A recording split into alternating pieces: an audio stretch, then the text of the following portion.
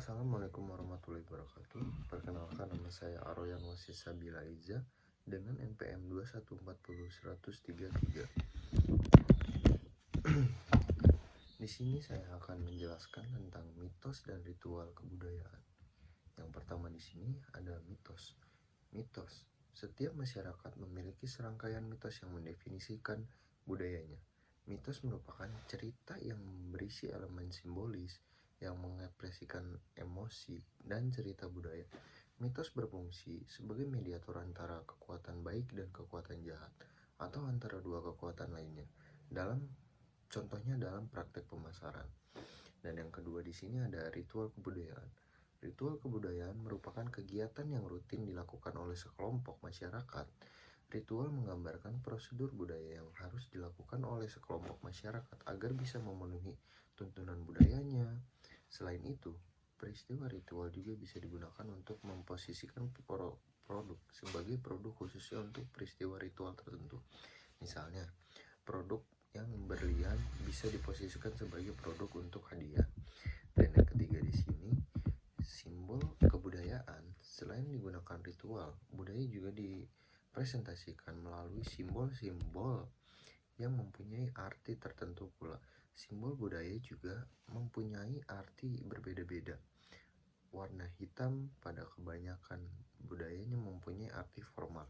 Warna biru menunjukkan kesejukan dan warna putih menunjukkan kesucian. Oleh karena itu, pemasar dapat menggunakan warna-warna ini sebagai dasar untuk menciptakan produk yang berkaitan dengan kebutuhan-kebutuhan simbolis. Selanjutnya di sini ada lintas budaya. Pemasar yang menginginkan memasarkan produk di seluruh dunia perlu memahami perbedaan-perbedaan budaya di setiap negara. Budaya pada setiap negara mempunyai perbedaan yang unik, sehingga dalam menjalankan program pemasarannya perlu secara hati-hati sekali dan memperhatikan bagaimana budaya satu negara dijalankan oleh masyarakat. Pada umumnya, ritual kebudayaan suatu bangsa menggunakan simbol-simbol sebagai refleksi kebudayaan. Penggunaan warna, suara, dan atribut-atribut lainnya yang sangat berbeda di setiap negara. Selain itu, bahasa yang berbeda-beda, nilai-nilai yang berbeda-beda, sebagian politik, teknologi, organisasi sosial, dan agama juga sangat penting diperhatikan dalam pemasaran internasional. Selanjutnya ada faktor-faktor budaya dalam bisnis internasional menurut Mowen yang dikutip Sutisna tahun 2002. Faktor budaya dalam bisnis internasional terdiri dari 1. Bahasa berbicara, tulisan, media massa, perbedaan logistik. Tatik 2008 menambahkan bahwa bahasa merupakan alat berkomunikasi antar manusia dalam interaksi sosial. Bahasa memainkan peran penting karena melalui bahasa inilah komunikasi dapat terjadi. Yang kedua, nilai-nilai penggunaan waktu, prestasi, bekerja, kesejahteraan, perubahan, pengambilan risiko, dan ilmu pengetahuan.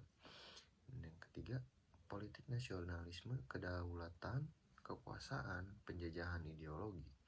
Dan yang keempat, teknologi dan budaya material. Contohnya, transportasi, sistem energi, komunikasi, urbanisasi, dan ilmu pengetahuan. Dan yang kelima, organisasi sosial.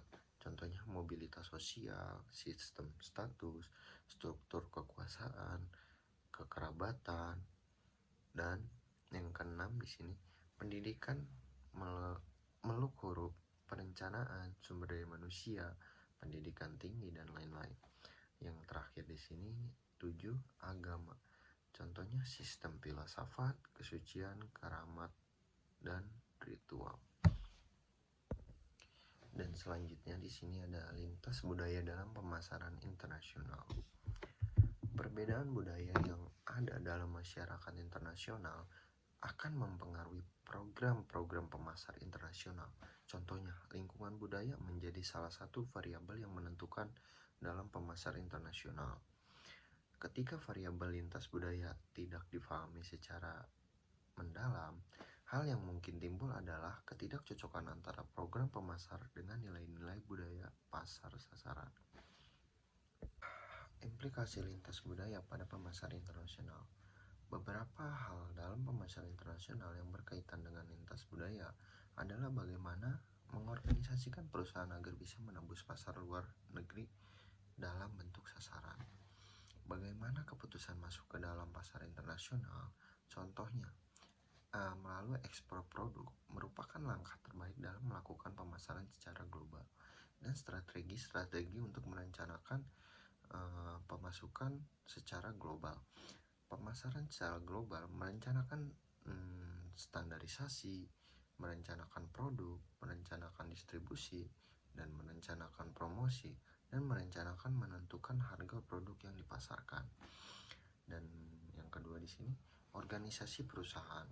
Terdapat 3 cara dalam menyusun organisasi agar produk yang dihasilkan mampu menembus pasar sasaran dalam luar negeri. Pertama, perusahaan tetap berada di dalam negeri dan menjual produk ke luar negeri melalui proses ekspor. Kedua, perusahaan dapat membuat perusahaan patungan dengan pihak dalam negeri pasar sasaran. Disebut juga sebagai cara aliansi strategis. Nah, yang ketiga, dengan mendirikan perusahaan di negara di mana produk akan dipasarkan dan kepemilikan tidak dibagi dengan pengusaha dalam luar negeri. Sekian, terima kasih. Wassalamualaikum warahmatullahi wabarakatuh.